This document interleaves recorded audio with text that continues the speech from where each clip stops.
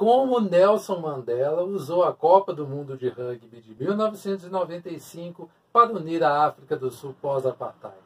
É o tema de hoje do Que História. Vamos falar de rugby, de apartheid e do nosso Nelson Mandela. Fique com a gente.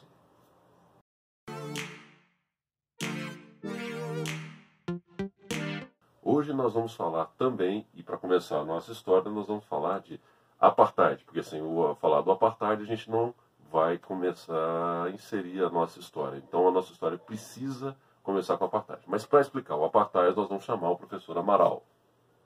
E quando eu me afirmei na seleção brasileira, e teve um jogo na África, né?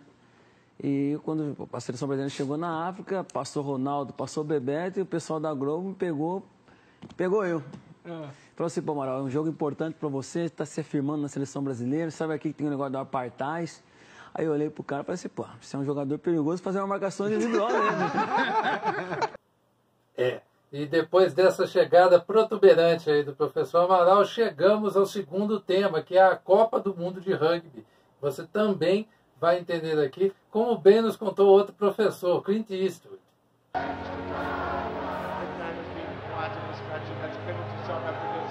Heads up! Look in my eyes.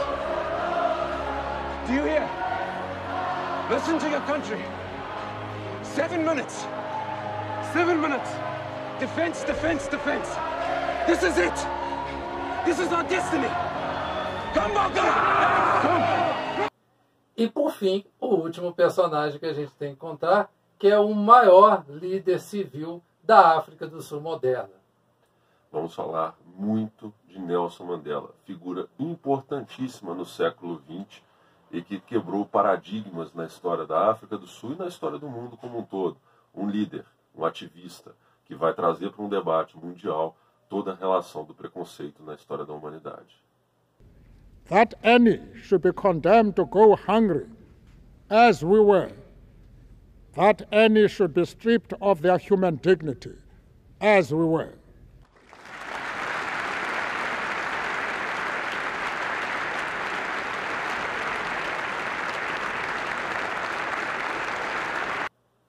Você achou que a gente ia colocar a imagem do Morgan Freeman, né? Não, a gente não confundiu os dois. Pode ficar tranquilo. Não tem erro. Não tem chance. Não tem.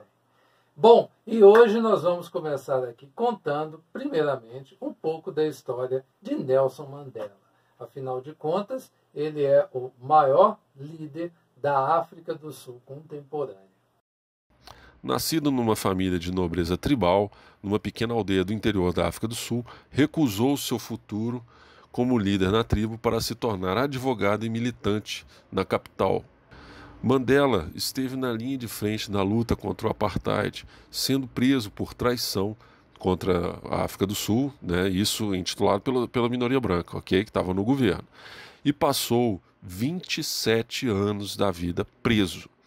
Depois de uma grande campanha internacional, ele foi libertado em 1990 e nas primeiras eleições multirraciais da África do Sul, em 1994, ele foi eleito o primeiro presidente negro da África do Sul, tendo sido o pilar central da união do país, de uma nova África do Sul que nasceu junto com essa eleição do Mandela. Foram mais de 60 anos de ativismo do Nelson Mandela e ele deixa um legado importante, né, para os direitos humanos e um legado dos mais fundamentais para a gente pensar nessa igualdade da população. Então, como o vídeo de hoje a gente vai abordar bastante sobre a questão do rugby, como que o rugby vai unir, né, a África do Sul, e a gente vai falar também dessa relação profunda do apartheid na África do Sul e por que a gente chega no rugby como um ponto de partida para se pensar essa união e todo o reflexo que vai ter. Tanto que vira, né, o filme lá do Clint Eastwood, né, o Invictus, que vai falar justamente de parte do episódio que a gente está falando hoje aqui no Que História. Então a gente precisa pensar um pouco de como que essa sociedade nossa se põe e como que o mundo se colocou no século XX, com todos os seus poréns. Então fique de olho agora, nós vamos fazer uma pequena linha sobre o que foi o apartheid. O termo apartheid, ao pé da letra, significa separação, Foi um regime de segregação racial implementado na África do Sul em 1948 pelo pastor protestante Daniel François Malan, então primeiro-ministro. Ele perdurou até 1994, pelos sucessivos governos do Partido Nacional, no qual os direitos da maioria dos habitantes foram cerceados pela minoria branca que estava no poder. A segregação racial na África do Sul teve início ainda no período colonial, no período dos ingleses, ali pela região, quando institucionalizado pela legislação em 1948. Passou a dividir os habitantes em grupos raciais, negros, brancos, de cor e indianos. A separação valia para áreas como saúde, educação, moradia, trabalho e outros serviços públicos e áreas e questões sociais e econômicas. O apartheid trouxe violência e um significativo movimento de resistência interna, bem como um longo embargo comercial contra a África do Sul. Mas houve resistência e um dos principais nomes dessa resistência foi o senhor Nelson Mandela. Agora que você já sabe o contexto do apartheid, o papel do Mandela, agora você precisa saber onde que a Copa do Mundo de Rugby entrou. Ela foi uma oportunidade que o líder africano viu de usar um símbolo nacional que era ligado diretamente à população branca para unir tanto os negros quanto os brancos para um novo país, inclusive sob uma nova bandeira. Mas antes de falar da Copa do Mundo de Rugby, você sabe o que é rugby? O rugby e o futebol derivam de jogos antigos feitos com a bola. Ambos foram criados na Inglaterra e seguiram caminhos diferentes a partir de 1863, quando aconteceu a padronização de suas regras. Atualmente, o Rugby Union é disputado nas modalidades de 15 jogadores, que é a tradicional, e a de 7, que é chamada de Rugby 7. Jogado com as mãos, mas permitindo que sejam dados chutes para a frente, consiste em atravessar o campo com passes apenas para o lado e para trás quando feitos com as mãos. O campo é parecido com o de futebol e tem as traves no formato de H em suas extremidades. Apesar de ser um esporte de muito contato, somente o jogador com a bola pode ser derrubado. Os times pontuam com um try, que dá 5 pontos ao colocar a bola no chão dentro da área onde fica a trave, com o penal ou drop goal, que dão 3 pontos ao chutar a bola entre as traves, ou então fazendo uma conversão após o try, que é um chute também entre as traves, porém que vale 2 pontos. Ficou interessado e quer saber mais sobre o rugby? Vamos deixar um link nas descrições. Então, pessoal, depois que o Bruno já explicou um pouquinho do que é o rugby, a gente vai contar agora um pouco dessa história da Copa do Mundo de Rugby que aconteceu em 1995. Aí até para você não confundir, Copa do Mundo de Futebol em 94, Copa do Mundo de Rugby em 95. Uma lá nos Estados Unidos, outra lá na África do Sul. Por favor, não se misture. A última Copa do Mundo de Rugby da era amadora foi certamente uma das mais importantes da história. O Mundial foi sediado na África do Sul, que participava pela primeira vez do torneio. Até então, os Springboks, como o time nacional era conhecido, eram proibidos de participarem da Copa do Mundo por conta do apartheid em seu país. Com o velho governo fora de cena e Nelson Mandela assumindo a presidência, a África do Sul Democrática permitiu que os Boks voltassem a disputar competições internacionais, assim como várias outras seleções e atletas daquele país. Mandela usou a Copa do Mundo de Rugby para unir o país, transformando os Springboks na seleção de todos. Entretanto, para muitos, o rugby sempre foi visto na África do Sul como o esporte do regime separatista. Os Springboks eram vistos pelos negros como símbolo da opressão.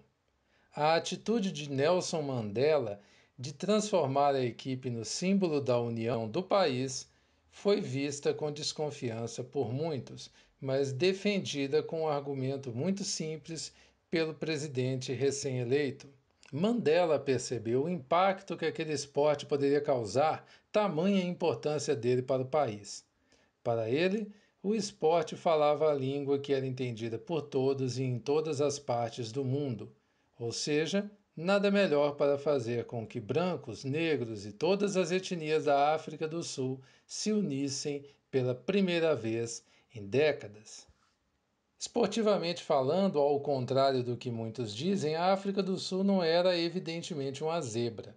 Ela vinha de resultados ruins no período anterior à Copa do Mundo, principalmente por causa do seu período de isolamento, o que fez com que a equipe ficasse muito defasada.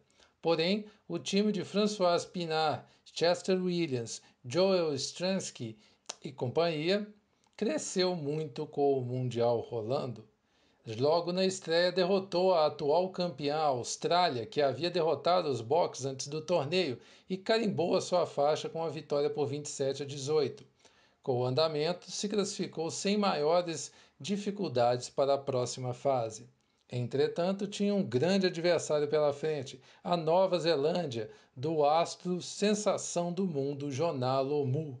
Inclusive, no grupo C daquela competição, os All Blacks aplicaram o maior placar até hoje da competição, 145-17 sobre o Japão. Nas quartas de final, a atual campeã Austrália parou na Inglaterra, que seguiu até as semifinais com França, África do Sul e Nova Zelândia. A Inglaterra, contudo, viveria um pesadelo na semifinal contra os All Blacks, sendo massacrada por 45-29 com 4 tries de Jonah Lomu. Na outra semifinal, os Springboks venceram a França por 19-15 num jogo disputado debaixo de um verdadeiro temporal. Na grande final, mais emoção e um jogo sem tries. Os Springboks e os All Blacks terminaram em 9-9 o tempo normal, com Andrew Mertens perdendo um drop goal no fim do jogo para os neozelandeses. Na prorrogação, Mertens colocou os All Blacks em vantagem, mas Stransky empatou logo em seguida com um penal. E no apagar das luzes do tempo extra, Stransky desferiu o drop goal do título para o delírio da torcida no Ellis Park, em Johannesburgo. Após o 15-2 sobre a favorita Nova Zelândia, Mandela entregou a taça para Pienaar no centro do campo e fez com que aquele momento entrasse para a história e que aquela competição fosse um marco inicial para a união da nova África do Sul. Bom, e assim se fez história através daquela Copa do Mundo de Rugby que, além de botar a seleção sul-africana, né, os Springboks, no primeiro patamar do rugby mundial, também foi um marco da nova África do Sul pós-apartheid. E, para quem não identificou, temos camisas e vamos falar sobre elas. O Thiago, que está aqui do meu lado, está envergando a camisa do Kaizer Chiefs, equipe da África do Sul. É o time mais popular da África do Sul? Um dos mais populares. Ele também disputa lá com o Pirates, né? É verdade. Com o Pirates, com o time lá. Então, assim, tem essa perspectiva. Então, o futebol não é tão popular na África do Sul, mesmo a África do Sul tendo sediado a Copa do Mundo de 2010, ele não é tão popular assim. Ele não chega aos pés da popularidade do rugby. Exatamente. E o nosso amigo Bruno está aqui com essa bela camisa do projeto, encampado pelo Marcelo Carvalho, que é o Observatório do Racismo no Futebol, e quando ele vem com essa hashtag aqui, chega de preconceito. É isso aí, pessoal. Se tem uma coisa que não combina com o esporte, definitivamente é o preconceito. E, infelizmente, esse tema é um tema corriqueiro ainda nas discussões esportivas, e isso está intimamente ligado também com a sociedade brasileira e mundial como um todo. Por isso, vamos resgatar esse tema aqui nos próximos episódios. Nós traremos mais conteúdos tratando sobre essa questão do preconceito. Importante o que o Bruno falou, porque não tem como a gente dissociar esporte de sociedade. São coisas que estão entrelaçadas, então não tem como dissociar. Não tem como você tirar determinados preconceitos como homofobia, machismo, racismo do esporte. Elas estão ali. Então, essa sociedade que você tem, que ela tem esses preconceitos ou esses crimes, né, também feitos, eles vão ser externados em espaços públicos, e racismo a gente não tolera, racismo a gente precisa combater. É muito importante pensar nisso. Hoje nós falamos sobre o racismo e a segregação institucionalizada como política de um país.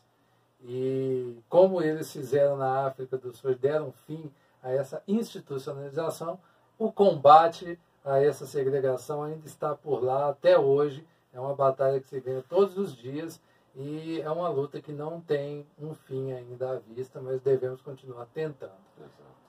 Bom, pessoal, e é isso. Hoje nós falamos sobre Nelson Mandela, sobre rugby e sobre a África do Sul e o seu período pós-apartheid.